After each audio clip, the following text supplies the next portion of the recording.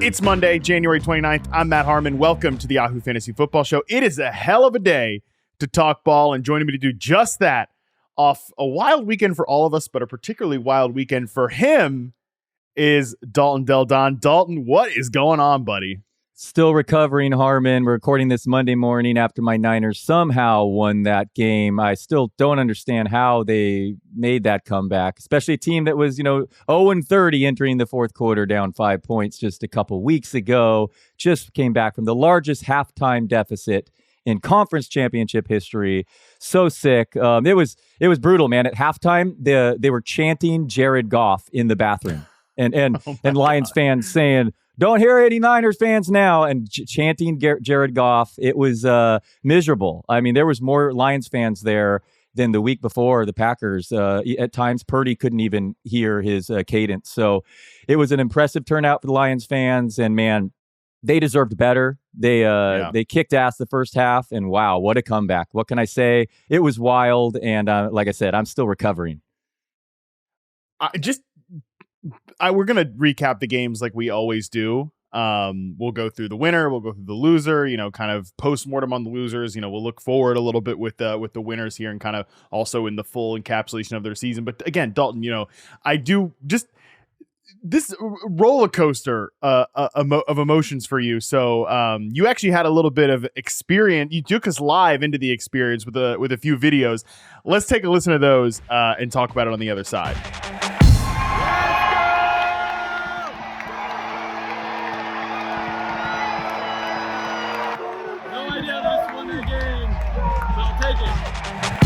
So again, Dalton, for the people, just give me again, not the game, but your emotional state. If we couldn't get it from there, just talk me through your specific emotions, being a 49er fan, being there on Sunday, dive into the whole thing. Yeah, I did my best with a video or videos because it's difficult. A lot of background noise there, let me tell you. Some rowdy fans, the tailgate started early, but yes, halftime, it was devastating. Honestly, 31-7, my wife's like, "We're out of here." I'm like, I just had YouTube clips coming up to me when the Niners came back from 24 points down against the Giants in the playoffs in that crazy game where Owens caught and they had to get 2-point conversion, everyone. But that would have been pretty brutal, down 24. I was surprised that Campbell didn't go for the throat at the end of halftime.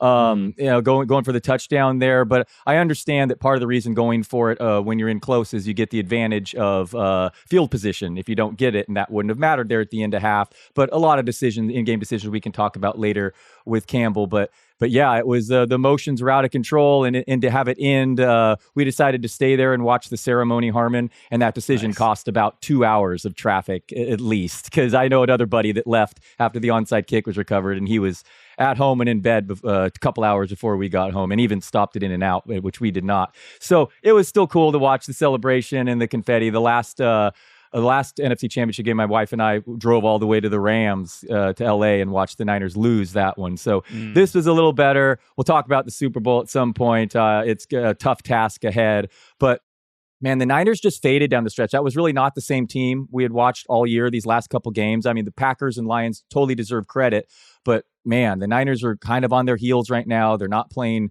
even close to their best football, but somehow they made that comeback, and a lot of luck was involved. I'm not gonna hide from that. I mean, that Ayuk play and some other drops, Reynolds. But a wild game, 34-31, 65 points scored total, championship game, a big comeback. The weather was perfect. What a fun game. I can't wait to rewatch it. Ideally, I would rewatch it before we record this, but I haven't had the time. But man, how was it watching from the TV version, man? Was it as intense as it was live?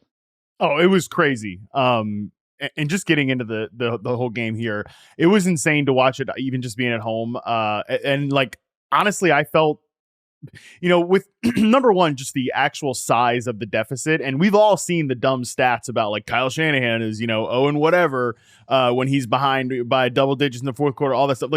We all know that's a stupid stat because every coach has a bad record in those situations, but we've heard those stats with him. And all of the questions about Purdy and everything, in the back of my mind, I'm like, this game's over. The Lions are going to win this game. And what an incredible thing.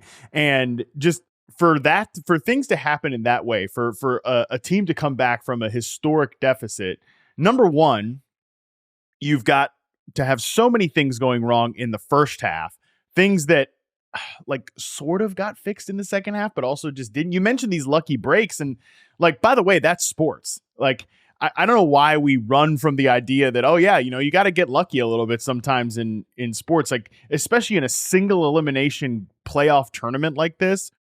You've got to have some breaks. You got to have some bounces of the ball. And the 49ers certainly had some in the second half, and not even to get into the fourth down decision-making stuff. Like, I saw Ben Solak point this out on Twitter, that expected points lost by Detroit: Gibbs fumble, minus 5.5. The Ayuk reception off the face mask, minus 3.3. Josh Reynolds, fourth down drop, minus 3.2. Incomplete to St. Brown on 4th and 3, minus 2.6. Like, yeah, you got to have things go your way. They went the way of the 49ers, but obviously, again, a lot had to go wrong to get to that position in the first half. I definitely remember, and my biggest feeling I can think of early in the game, watching it and seeing the Lions just establish the hell out of the run. I mean, for you watching the game as a fan, that has to be so demoralizing, because you knew this was going to be an issue. And we talked about the ways that it would be an issue, like schematically, for Detroit versus San Francisco. And that's exactly how it played out to start the game. Yeah, Niners missed a field goal, and that Purdy hit, correct me if I'm wrong, but that could have been a personal foul at the end instead of a field goal. That drive, it looked like, I think he was bloodied up, right? So wasn't 100% all lines, but yeah, definitely breaks on the SF side. The one thing I'd mentioned on the way over on the car ride is I hope the Niners shored up the defense against the toss. I mean, Bosa talked about it after Aaron Jones. The Packers averaged 9 yards per carry against it the week before. Yes, one came on that long 50-yard run, but they were clearly vulnerable. And then the opening drive, they open up with multiple tosses and just and get gashed. And it was interesting, a couple of the Campbell decisions in short yardage. He doesn't run when you think he is, and then he passes, or then he runs when you don't. When he does, the timeouts are so crucial at the end. But they were getting dominated against the ground, the Niners, and secretly they were, you look at the EPA numbers, they kind of like the Cowboys, not really as good against the run as their overall numbers suggested because of game script. Teams had the third most pass attempts against the Niners this year. They're often not able to run the ball like they wanted. But even missing Jonah Jackson, that Detroit offensive line was impressive, and Montgomery was awesome. Gibbs was impressive. So yeah, that was demoralizing. And when you have a big deficit against a team running the ball like that, it wasn't they were ahead a lot because of a fluke here, fumble lost here. They were getting, beat up, and it looked like the Lions might be able to control the game clock in that second half down, 17 points. So not only did they come back, but it was crazy. They erased that 17-point deficit in like the first, 7-8 minutes of the second half. Yeah. What do you make of the struggles on defense for San Francisco? Because obviously this is going to be a big talking point as we go into the Super Bowl in a couple of weeks here. Is it a schematic issue? Is it an issue up front? Like what is at the heart of San Francisco's just struggles generally to stop the run? I mean, that has become a massive issue, and it was always going to stand out against Detroit, like we said. But overall, this has just not been the same. Like, I thought it was kind of crazy, people coming into this weekend, like, yeah, the 49ers defense just as good as the Ravens. Like, and I know the Ravens lost, so we'll talk about it, but not even close. Like, schematically, metrics-wise, like, it's just not, it hasn't been that type of defense for quite some time now. No, the Chiefs defense is unquestionably playing better football. I don't know the answer to those questions, specifically run defense. I mean, their defensive line has been addressed and healthy. I mean, I think Chase Young the Niner fans are very disappointed in his play recently. Pissed. Bosa got home a couple sacks. He had been sackless in like 4 straight playoff games, but you knew the pressures would eventually get there. But yeah, the run defense is a suspect right now, and they're going to have 2 weeks to address that. But yeah, I don't know the reason behind it. I know Wilkes has gone from coaching candidate to will he be fired, if they had lost this game. So it is his first year in the system. But ever since week 11, they lost Hufanga, the safety. Yeah. But it also coincides with a much tougher schedule. I think Aaron Schatz pointed that out in DVOA. If you strip week 18, when they saddle their starters and you look at the schedule, it's not the one player missing. It's been all the difference. So yeah, they're certainly not playing their best football entering the most important game of the season. That's for sure. But they are pulling it out at the end. Like, results wise, that's what matters.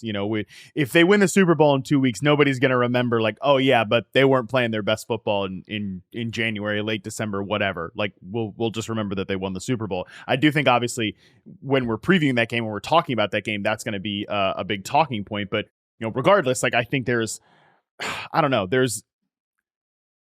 like we talked about in the playoffs, there's an element of luck to it. There's also an element of like just getting the job done. And Purdy has certainly not been perfect. There's been issues, but I'm curious what you thought of his performance yesterday, because I think it's going a little underrated. Like, obviously, I thought Rich Rebar, I'll bring up another smart person here. Rich Rebar, Lord Reeves on Twitter, had a great point about this, quote tweeting the sideline toe tap completion to Kyle Juszczyk late in the second half. Like, that was a great throw, but as Rich points out here, yes, Purdy did complete a pass off the face of a defender that should have been an interception, but he also made several off-script plays that were great plays. 2 completions to Juszczyk, including this one on the sideline toe tap catch I was just talking about. 1 to Jennings on 3rd down, and scrambles of 21, 21, and 10 yards. I mean, I did not have 5 for 48 on the ground for Brock Purdy on my bingo card, but when we're talking about why he is better than Jimmy Garoppolo, why he has elevated, of course, we all know, like, it's not an insightful thing to say. He's elevated by the situation and he has great supporting cast around him. We all know that. That's all accepted. But I think when we're talking about what makes him stand out and what makes him a great player in this environment and a better player than some of the other guys we've seen, like, those scrambles are a great way to say it. I mean, he is very good off script, and he's willing to throw off platform. Like, Jimmy Garoppolo could never and would never make any of those plays. I think it's a big reason why. And look, they went to a Super Bowl with Jimmy. They're going to Super Bowl with Brock Purdy. He obviously has to win the thing, I think, to cement this gap for many people. But for me, like, watching those plays, like, they're coming back. They're easing these deficits partly because of his playmaking ability off script. Well, the Niners 1,000% lose this game if Garoppolo is the starting quarterback. Right. On one hand, though, this is a crazy stat. The Lions entered this game as the first team in NFL history to allow 300 yards passing and multiple touchdowns in 5 straight games. That's the stat, supposedly. I don't know if that is true. Double check if you want, but suppose it's the first time in NFL history, not just playoffs or anything, that a team's allowed 5 straight games, 300 yards passing and multiple TDs. So it was a good setup for Purdy here, and he did not come through with some massive fantasy line. That said, 8.6 YPA again, and he just made I don't think it's crazy to say the difference in this game was his legs. I mean, a couple of those rushes were just massive, so huge, and then timely. And then the other play to Jennings, 3rd and Jennings, it was his only catch of the game, and he's calling it the greatest catch of his life. But that's such improvisation to even get the ball there by Purdy. So yeah, the same short shuttle speed as Lamar Jackson, right? It showed this game. It was impressive. And he didn't slide once either. He's going forward. Yeah. I mean, taking the hits, bloodied up. But yeah, man, we love BCB. But once again, some shaky moments. The pick could have been another pick. So yeah, he is blessed when it comes to these defenders somehow not catching his passes as much as his receivers. Our guy Ayuk, I will say, dropped a key 3rd down that ended a drive before. That was a great pass by Purdy. At least from the stadium and the replay I saw, looked like Ayuk should have caught it. But of course, he more than made up for it when that highlight reel pass. Oh, did he score or not? The guy did touch him, because I was kind of upset Shanahan didn't challenge that. But I thought he did. My first instinct was that he had scored and that he didn't get touched. But I don't know, looking back on it, maybe I think he probably should have. It was worth a challenge. I'll put it that way. Yes, exactly. Shanahan, he doesn't challenge the 4th down play for Devonta Smith last year that resulted in a touchdown instead of getting the ball at midfield. So why in the world would he challenge there? He's got a weird relationship with those timeouts, man. Yeah. I mean, even at the end of the game, it was like, I think it was 2 timeouts for the Niners and 3 for the Lions. Like, well, that was the biggest, for sure, that was going to happen. If one coach was going to have 2 timeouts and the other was going to have 3, it was definitely going to be Campbell to Shanahan there. Yeah, that was burned weirdly. And then I'm very curious what, if justice wasn't served and Ayuk didn't catch that touchdown to end that same drive on 3rd and goal, curious what Shanahan would have done there on fourth and goal down with double digits. But he would have had a decision there, and he probably would have kicked the short field goal. But yeah, where were we? So excited about all this. No, I mean, look, it was awesome. The Ayuk catch is one of the craziest bad breaks for the Lions, and just really unbelievable breaks for the 49ers. But again, like, this is how it happens. Okay. You can go to the Super Bowl being like a quote flawed team. I think neither one of these teams, Kansas City or San Francisco, is a perfectly smooth operation. And really that's going to come into play when we talk about Baltimore later on, that there's no guarantees with these things. Like, you can go to a Super Bowl, you can win a Super Bowl being a deeply flawed team, but it doesn't really matter. Like, as long as you win. And I don't know if I just don't know if there's something I definitely think there's something brewing in Kansas City. We're just like, yeah, you know what? Things aren't going well. Like, at the end, we know we can pull this out. I feel like San Francisco is sort of kind of starting to get that belief in itself as well. And I think a lot of that stems from confidence in just the overall players in this ecosystem. And man, I mean, you could just go down the list talking about huge plays from McCaffrey, huge plays from Debo, the third and Jennings, like you said, obviously Ayuk coming in clutch there with the conversion, the touchdown, and just the insane play to catch it off the face mask. Like, these guys are popping up at critical moments. But then Juszczyk, like we said, he's had some incredible moments here. They're just such a well-built operation on offense that they have definitely been messing with the margin for error, but they have a huge margin for error because of the guys they have there. Yeah, that juice catch on the sideline was nice, and more Purdy improvisation where I think that's when we looked like he was surely going to get sacked. So yeah, Purdy had his moments just like last week, and his down moments, and certainly his reasons why they won the game was just his plays. I mean, it was outside of Shanahan's system for a few of them, but yeah, he's definitely shaky at times, and it's like, there's no excuse for rain this week, early on there. So, but yeah, without question, the Niners lose that football game by double digits if that's Garoppolo at the quarterback. He ain't coming back in that situation. Debo, by the way, forced 8 missed tackles on 11 touches per PFF. Is that good? Playing with the banged up shoulder. What a crazy player. Yeah, insane. What an insane player Debo Samuel is. All right, let's talk about the Lions. We'll have plenty of time to talk about the 49ers here over the next couple of weeks. This stings. This sucks. I could use this quote twice in my recap article, kind of just breaking down the losers. But Robert Mays shared a thought from Phillip Rivers.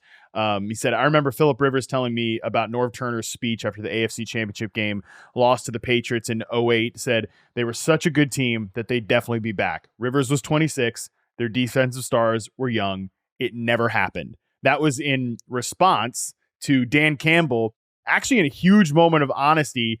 Again, said he was this is from Justin Rogers. Dan Campbell said he was honest with the locker room that this might have been their only shot. He doesn't believe that. He doesn't think that, but it's the reality of the NFL. Said it will be twice as difficult next year. And I mean, he's right. And you can say this, and I was saying this, the same thing about the Ravens. We'll talk about it later when we get to that game. It's easy to say, like, oh yeah, the Lions, especially the Lions, because they're so young. Brad Holmes has pitched almost nothing but gas in the draft, especially. Great free agency signings. This is one of the best, it has to be one of the best rebuilds of all time in the NFL.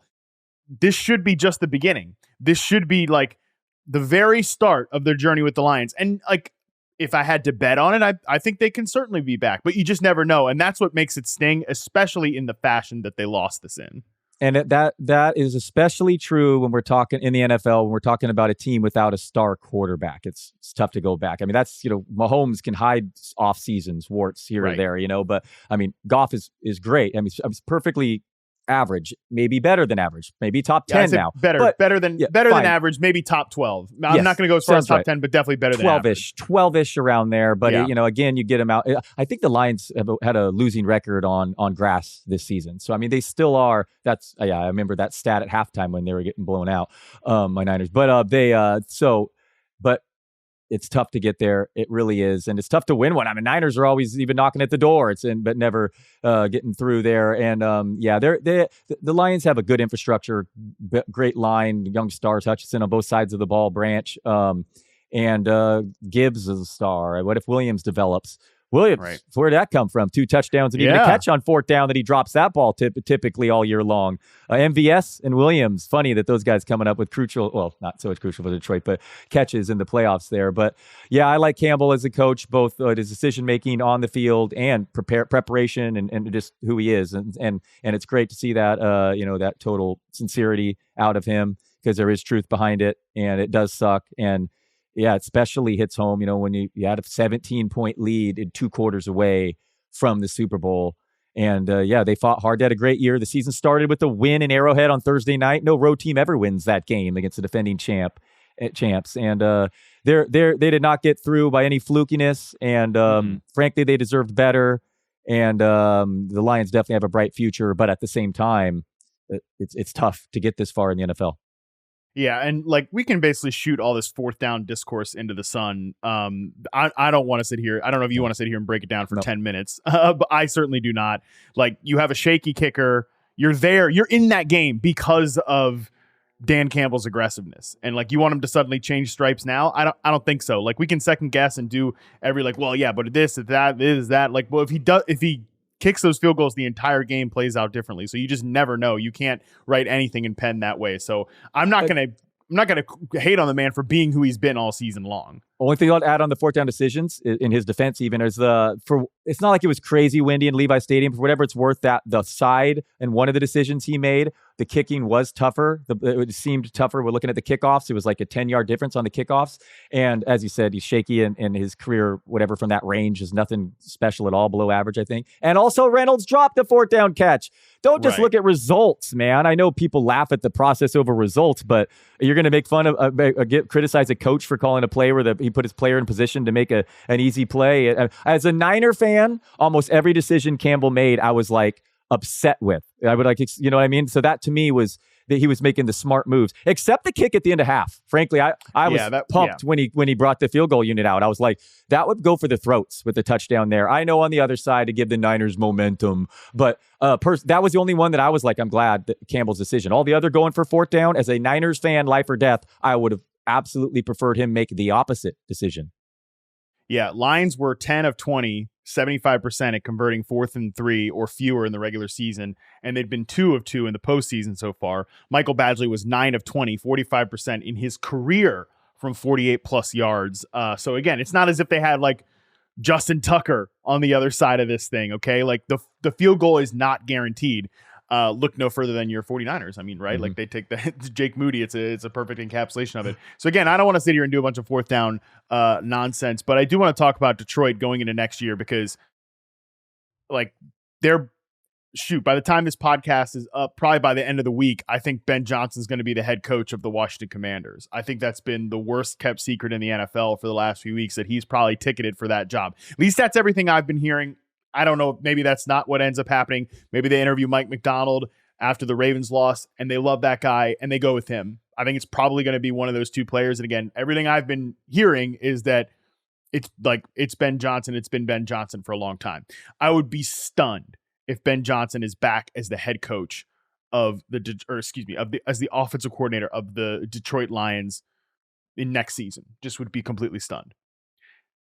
And it's easy, I think, to look at the 49ers winning this game and be like, that's a great example of a team that has survived an intense brain drain, right? And this matters for us in fantasy, right? These offensive coordinators and stuff, because like the 49ers offense has just been able to keep chugging along, despite the fact that their coaching staff gets plucked clean every single year, because it all flows down from Kyle Shanahan as the play caller in chief, the offensive designer, and everything that comes along with it. The Lions, it's not that way. I mean, Dan Campbell, I think, is a difference-making head coach and a great head coach. And like, he could coach my team tomorrow and the next day and the next day and the next day. Love that guy. But he's not the offensive play caller, right? He's not the offensive designer. In fact, he had a couple moments as the play caller when they were moving away from Anthony Lynn before they landed on Ben Johnson, and it didn't go that well for Detroit. Like, that's not where his specialty is. He's been basically able to farm all that stuff off to Ben Johnson, which has been great for the team. So, Dalton, I'm curious, like, what's your concern level if Detroit does lose Ben Johnson? And by the way, there's reports that he could take offensive line coach Hank Fraley with him. Fraley's been a stud as the offensive line coach there. That coaching, that line in general has been great, because it strikes me a little bit similar, not to induce nightmares for Lions folks and those that want to draft these guys in fantasy next year, but it strikes me a little bit similar to the Eagles last year, right? Like, because we have a ready-made replacement in Brian Johnson, our quarterback coach. Fast forward 1 year later, Brian Johnson's been fired and Nick Sirianni's on the ropes. You know, they're hunting for a new offensive coordinator, and like, end of season numbers were fine for the Eagles, but we all know that wasn't a good offense. And it wasn't any different schematically. Like, all this stuff about, the Eagles should motion more. They should get under center more. They should be a little less static with the person. You know what they were doing in 2022 when they went to the Super Bowl? all that stuff. It's just they had a guy in Shane Steichen who got it, who was one of the guys, like who just had that at the tip, like in the palm of his hands, at the tip of his fingers. He had the play calling juice. They lose that guy, and it doesn't all fall apart, but it's just not as good. I don't think the Lions are going to fall apart by any means, but I'm just curious, like, what's your level of concern? What should our level of concern be if Ben Johnson is calling plays for insert rookie quarterback here in Washington next year and not Jared Goff, Amon-Ra St. Brown, and all these guys in Detroit? I think it should be high level of concern. I was going to bring up the saying the Eagles are just a stark example of something we just saw happen that was a dramatic effect. And we're talking about a play caller. I mean, that's the thing here. It's not just an offensive coordinator. It's the full-blown play caller. And Campbell, I think you're going to absolutely need someone to just take over Johnson's role. Jared Goff, under pressure against the 49ers, went 0 for 8 with 0 yards. So all of his production was clean pocket. So he needs the conditions. And Johnson seems like an innovative play caller, and he's been that for years. And that's part of the reason a lot of people really like the Lions this year, is because Johnson could have left for head coach last year, and this offense was going to be legit with him coming back. He had unfinished business, and he just proved it even further. Missing Jonah Jackson, it didn't matter. Banged up Frank Ragnow didn't matter. So yes, I think Johnson if he goes to Washington, draft our guy McLaurin, draft Brian Robinson, and I don't know, Gibbs is going to go in the second round, even despite Montgomery taking over all the goal line roles. He's so good in fantasy drafts. But Amon-Ra is going to go high, and Laporta is going to go high. But their offense absolutely could take a hit with the loss of Ben Johnson. What are your thoughts? I mean, how significant do you say? High concern, I said. Yes, there's a level of concern. I think there's just a level of risk, right? So if risk concerns you, then yeah, I guess it's a concern. But like, we have to do a lot of maybe when we're talking about the Lions next year. Like, maybe Dan Campbell elevates. I mean, they have a lot of good coaching candidates on this staff, right? Like Mark Brunell, quarterbacks coach, done a great job with Jared Goff. Tanner Engstrand, a name I've heard from Lions fans and certain folks like in league circles. The passing game coordinator. He's the guy who's on the rise. JT Barrett, assistant quarterbacks coach. Like, they have a pretty good pipeline here. Hank Fraley, like I said, probably going with Ben Johnson to wherever he goes next. So maybe it's not him, which, by the way, would be super valuable if you could just stick your offensive line coach. Like, if you could just have that, because that's been such a difference-making unit. I mean, how many times was Penei Sewell on the move once again in this game against the 49ers, like sealing the edge? So again, there's maybe one of these guys steps up into Ben Johnson's role and it's fine. We keep on moving, but there's a level of risk to it. And like, I don't think you're probably on the same page with me here, that I don't think this Lions offense is about to fall apart, but it's pretty similar to like what we saw with the Eagles this past year, where I don't think the Lions run game is about to completely go to hell next season, but we wouldn't have said that about the Eagles, right? Like after last season, and that run game was a mess all year long. It's not as if like AJ Brown was a fantasy bust. He was wide receiver 7, but at certain times of the year, you thought he was going to be the number 1 overall receiver. Devonta Smith wasn't terrible, but he was drafted in the second, third round, and he finished as receiver 20. Like, what if Amon-Ra St. Brown, who probably is like a first round pick in fantasy next year, what if he has just a really, really good season and he's wide receiver 7? You might take that as a small disappointment. What if Sam Laporta, like, he has 700 yards again, but he scores 4 touchdowns, 5 touchdowns instead of 10? Like, those are the margins for error that we're talking about that a great coach brings you. And I think that might be a little bit riskier with Detroit next season. Yeah, put really well. And Laporta is going to be the number 1 fantasy tight end going off the board too, I would imagine. And maybe the Lions running backs remain productive, but maybe they both don't finish top 15 like this year. And right. Eckler has to shave his eyebrows. So yeah, that's a great way of putting it, though. It's just like, no, they're not going to be a disaster, but maybe they just all collectively slightly disappoint their ADPs next year. I could see that 100% being the outcome here. Yeah, and we are emphasizing maybe, because if Brian Johnson had just had it with the Eagles this past year, and he just doesn't have it, or he didn't have it at this point in his career. If he has it, like, we're not having this conversation about Philly. And if one of these guys like Brunell or Engstrand or whatever on the coaching staff, Antoine Randall, I mean, God, he's coaching receivers. So many players that you like remember if you just go through this coaching staff. Maybe one of those guys has it and they're able to keep what they got going in Detroit, and it's good stuff, but there's a risk to it. And there's a risk that, like, hey, Brad Holmes, who's a great GM, maybe it doesn't have a good draft this year. Like, great GMs don't just keep pitching heat every single year like Brad Holmes has been. So that's why this loss, I mean, I don't have to tell Lions fans that it stings and it sucks and it's awful, but that's why losses like this are painful, because it's easy to say, yeah, we'll be right back. No big deal. You just never know, man. And there's always risk to it. Mark Brunell was my original cheat code at running back. He would run in the mid-90s at fantasy. Let's go. And I'd still hand score those when the USA Today would come out on Tuesdays. Mark Brunell was the man. I have seen dating myself a little there. Oh, I have seen a suspicious amount. Yeah, you are dating yourself, but I've seen a lot of a very large amount of Mark Brunell games live. Living near the Washington football team's stadium growing up. I've seen a lot of Mark Brunell play, not just on TV, but went to those games. And yeah, he did. He could move a little bit. Yeah, he pulled off big upset too on the road, Buffalo or something, in playoff games. Yeah, they had their moments that team. I don't even think I realized he was on that coaching tree. All right, we're gonna jump into the AFC title game. Put a bow on this whole weekend right after this quick break. And we're back. Chiefs 17, Ravens 10. The Chiefs, man. I don't even know where you want to start with this thing, Dalton. I have a lot of thoughts. So what was how much of this game did you get to see going into the 49ers game later in the afternoon, and just kind of what's your feeling coming out of it? Yeah, as much as I could. The iPad on the phone on the way there, and then inside the stadium at the end, but definitely missed some stuff. It was wild. 7-7 the first 10 minutes into this game, and then 10 points scored the rest of the way. Not shockingly. I mean, these teams are really strong defensively.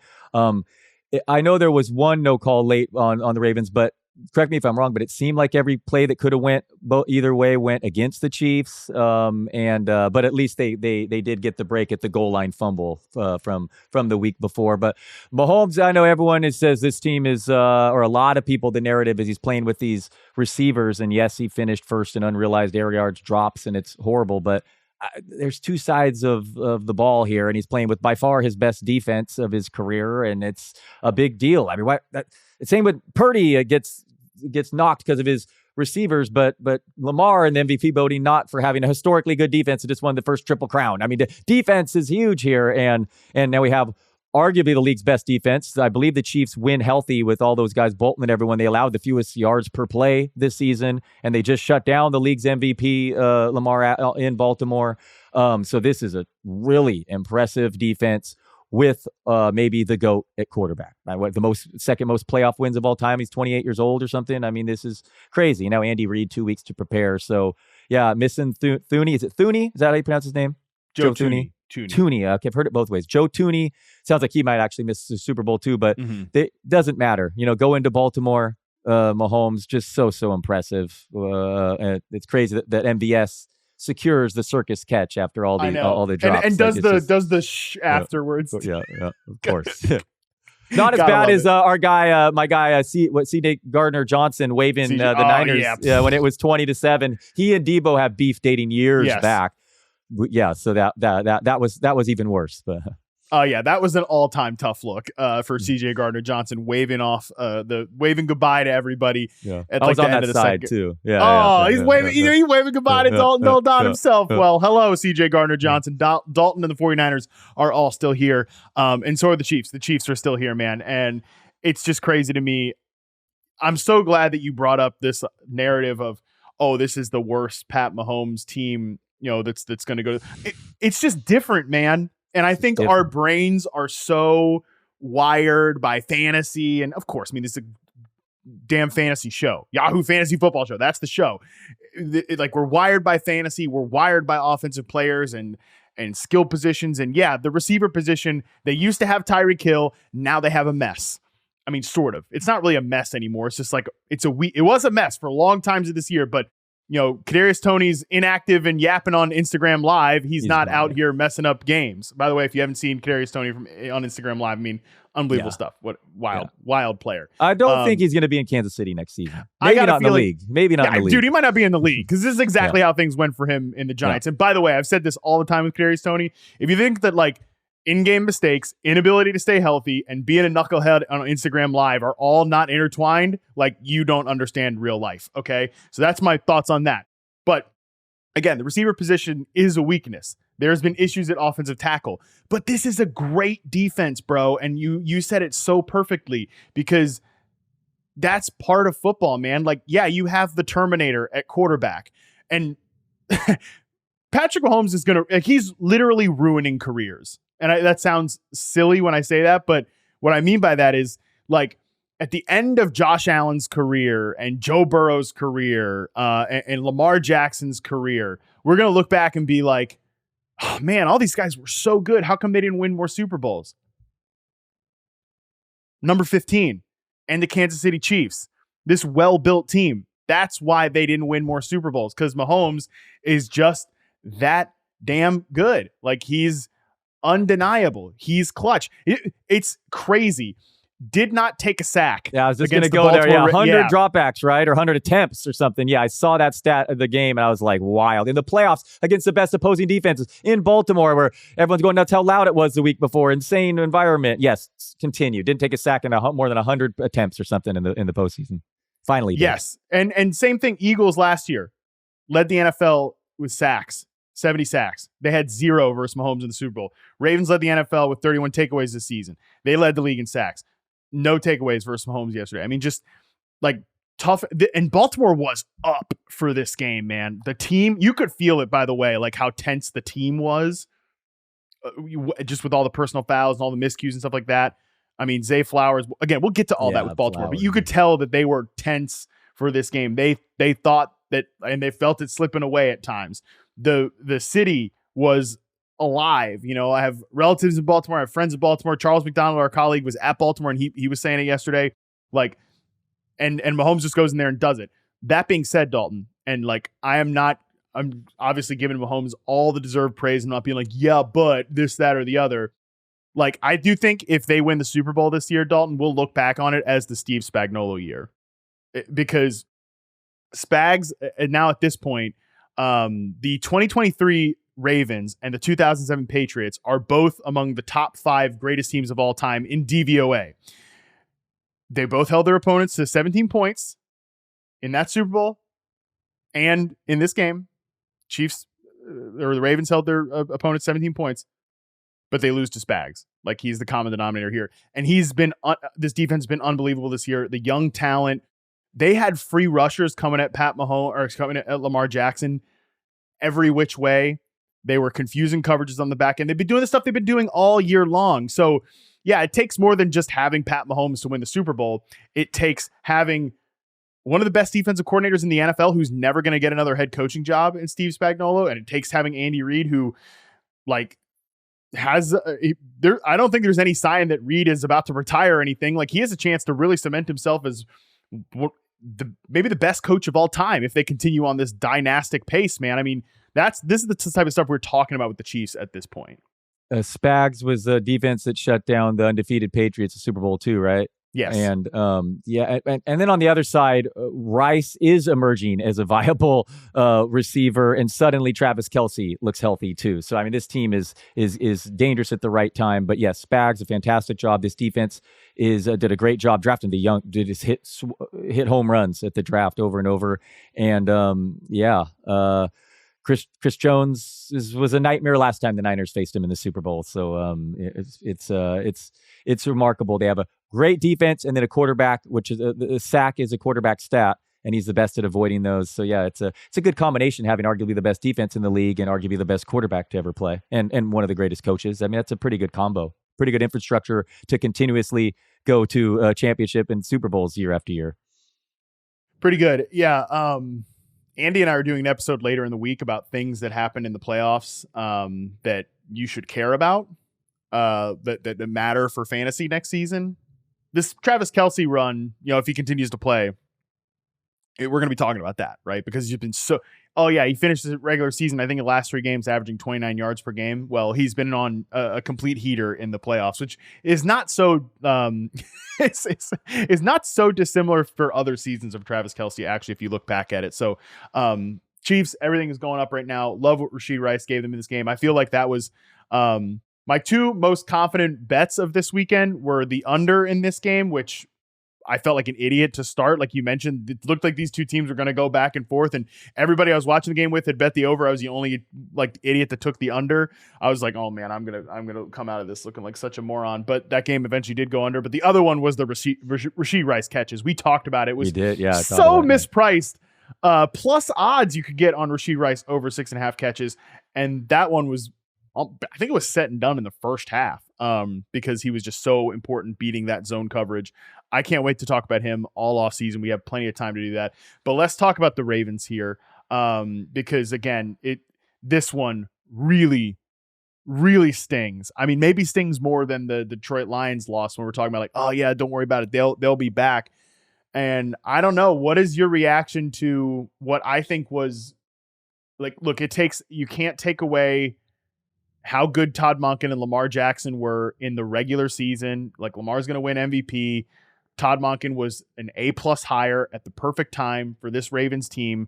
But I think both of those guys are going to come out of this game feeling like, man, we collectively, both of those two guys come out looking pretty bad from this game. I guess the Ravens had 3 early down runs the entire game against, I think they had 4. I think they had 4 true running back carries in the first half. I think either 4 or 5.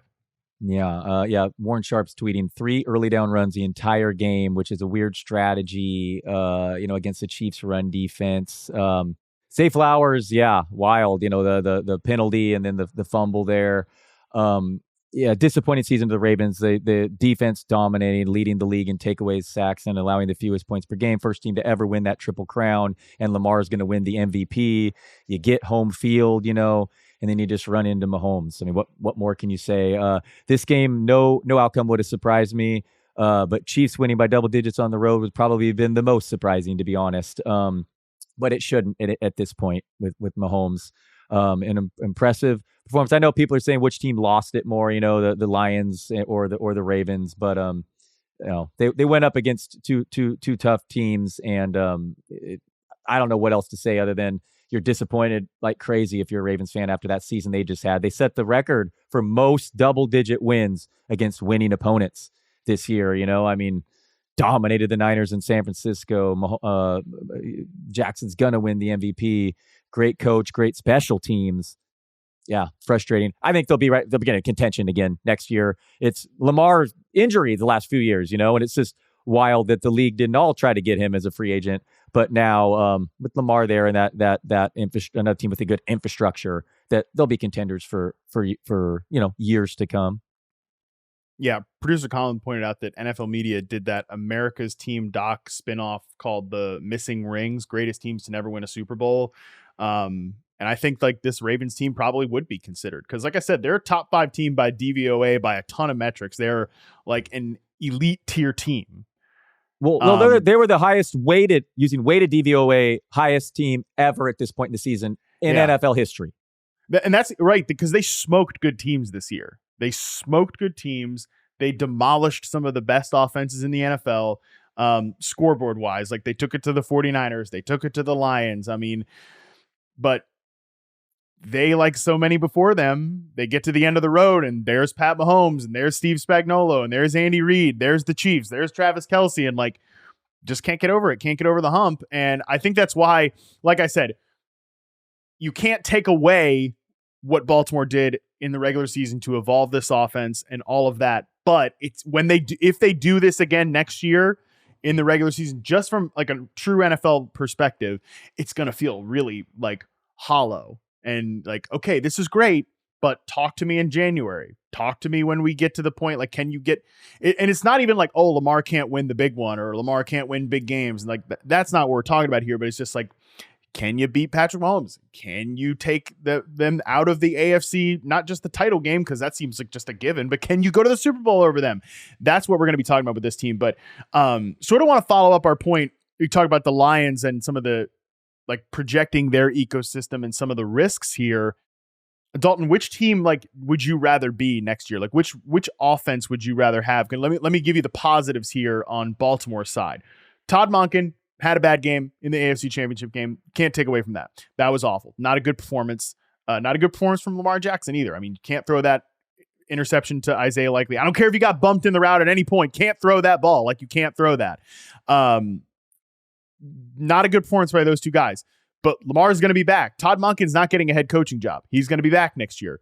Like, this was just year one of the Lamar Jackson, Todd Monken experience. And those guys, by all accounts, seemed to love working together. They seemed to really vibe in terms of how they saw the game.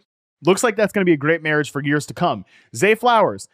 Somebody tweeted me during the game, like, I compared him to Deontay Johnson in the pre-draft process. For being an electric player who separates easily, but kind of has some boneheaded moments. And man, did that comparison. Didn't really hit it too much this year, but it hit on Sunday in terms of the boneheaded play stuff. Rough sequence for him, but that guy's going to be a star.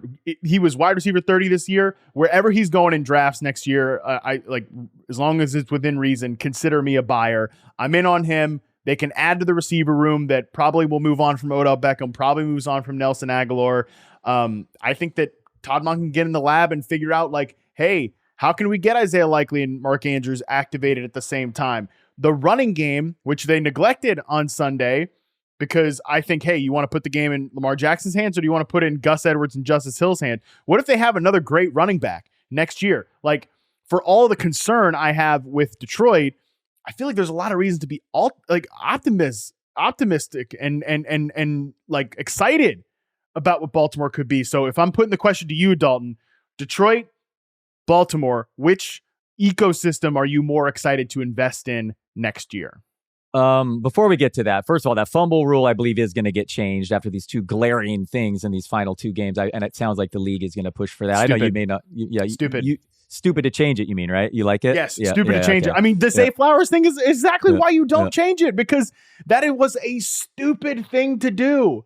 Stupid. The taunting, I don't care about. Let the guys taunt. I don't care. Oh, of course, yeah. But, bro, like, you can't reach out on the goal line. Wasn't it like first or second down, too? I think so. You can't do that. Don't do it, because you fumble and then you lose the game. Like, if he scores, or if he goes down at the one, they score on the next couple possessions, which I know is not a lock, but that is a totally different ball game. Like, you should be punished for being foolish at the goal line. That's what happens. Okay, secondly, just a brief, I want your opinion on Lamar. He's going to have now as many MVPs as he does career playoff wins. And that was a bad interception. But at the same time, this Kansas City defense hadn't allowed a receiver to reach 90 yards in 2 months. I mean, it's so good. So just a tough defense, right? And Lamar balled the second half of the week before. There's no worry about him in the playoffs or anything, right? No, I don't think so. That was a rough performance by Lamar, but like I said, they weren't able to pick up those blitzers. This is a bad matchup. Spags is a great defensive coordinator. It's a great defense. So, defense gets paid too. That would be kind of how I view this game. Okay. Yeah, I don't have a strong feeling about which ecosystem I like more next year in fantasy between Baltimore and Detroit. The Ben Johnson, variable is definitely part of this answer here. Will Andrews and Likely split work? Who do the Ravens bring in at running back? I was all over J.K. Dobbins this year, and I think it would have turned out well if he had not, torn his Achilles week 1. But yeah, there's upside to both. Zay Flowers can be probably drafted as high as a top 20 fantasy receiver if you wanted to. The upside's there for that. And Lamar is going to be drafted as a top 3 fantasy quarterback. So both have a big, bright future there. I mean, Gibbs, I said, is going to be taken in the second round of fantasy drafts, despite Montgomery getting going to be a favorite to lead the league in red zone work. And then, as we said, I could see him because of the Ben Johnson situation here, and because like Zay Flowers going up, and maybe St. Brown, maybe there's question marks there because he'll get overdrafted with the coordinator change. I mean, I guess I could see an argument for Baltimore if they draft a running back in the first round, Frank Gore Jr. in Baltimore, then suddenly maybe that tipped the scales their way. Yeah, I mean, look, these guys in Detroit are going to go way higher. I mean, Lamar's going to go high indoors, and it's yeah. They're going to go higher in drafts, and they should. Gibbs and St. Brown should be taken in the top 2 rounds. Like, Laporta is going to be, if he's not the first tight end, he's going to be right there in terms of tight ends off the draft board. I don't think I will actively be avoiding the Detroit Lions just because Ben Johnson's going to be gone, but I'm going to think about this risk because I didn't think about it enough with the Eagles this year. I'm going to think about this risk with them. And like I said, maybe not full on avoid them or anything like that, but I'm just going to bake that into my projections a little bit. Whereas with Baltimore, because there's coordinator stability, even though the last thing that we see with them, it's going to leave a bad taste in our mouth. I'm going to think about the ways that they can progress as a unit and all of the things that are on the table for them. We got a long off season ahead of us, buddy, to like settle these things. But I think right now that's kind of where I'm at. But hey, Dalton, appreciate you doing this pod, man, after what had to be an absolutely wild Sunday for multiple reasons. And your Niners back in the Super Bowl against Kansas City once again. Dude, I wasn't out of the parking lot before I lost the random drawing for a Super Bowl. You know, an allotment of season ticket holders get a chance to the Super Bowl tickets. But that's I wasn't even literally out of the parking lot before it told me I lost that drawing. So it's laughable. It's like $10,000 or something for like the worst seat in the house right now. So it's not cheap to attend this football game. I guess Super Bowl will be the 15th straight Super Bowl where the favorite is favored by 4 points or fewer. Pretty cool, man. When I was a kid, they were blowout after blowout. So yeah. I know a lot of people think the wrong team's favored here, and I expect the Chiefs to be heavily bet on the next 2 weeks. But I know you guys will talk a lot about the Super Bowl. I'm fired up. What a game! I still can't believe they came back from that. It was crazy, and appreciate your text to me. It was a good time, man. It was crazy. Yeah, man. I'm just glad you survived. And honestly, like, it didn't even dawn on me till halfway through the game where I was like, you know what? Like, Dalton's on the podcast with me tomorrow. Oh my God. Like, at least let him come back and make it competitive in the second half, not an outright embarrassment. And they did all that and more, which I know America wanted the Lions to win. They didn't want the Chiefs back in the Super Bowl, whatever. I am for no other reason than Dalton's in better shape this morning, and we got to have a great recap pod, and I'm happy for my guy Dalton. I'm glad that the 49ers pulled that thing out. So appreciate you, Dalton. Like you said, we have a ton of content coming up for the Super Bowl. Little programming note, Yahoo Fantasy Pod is going to be at the Super Bowl week, that is, all week in Las Vegas. We have great shows coming up for you. Early in the week, The Athletics and Yahoo's own Nate Tice joins me for a Super Bowl stat nerd preview style pod. There's no replacing Dalton Del Don, but I think Nate's going to bring some great stuff to the table there. That's going to be next Tuesday. And yes, he's back. Austin and his eyebrows for now are going to join me in Vegas for the season finale of Eckler's Edge next Thursday. We're going to have a ton of other great interviews, content in general. Listen, going to be some big time NFL superstars coming through this week with Yahoo. You do not want to miss it. You can follow all that if you just follow me on Twitter at @MattHarmon_BYB and Yahoo Sports, Yahoo Fantasy on all the socials. Shout out to Dalton. That's going to do it for us today. Andy Behrens is going to join me on Thursday to put a bow on the postseason so far. Like I said, some lessons we can take away from January football that we don't account, but we should account for in our 2024 fantasy projections. Secret list style, of course. And also, we're going to have some special guests. One of the best wide receiver duos in the league is going to sit down with me for an interview. You'll have to wait and see which duo I'm talking about. Until then, we're out.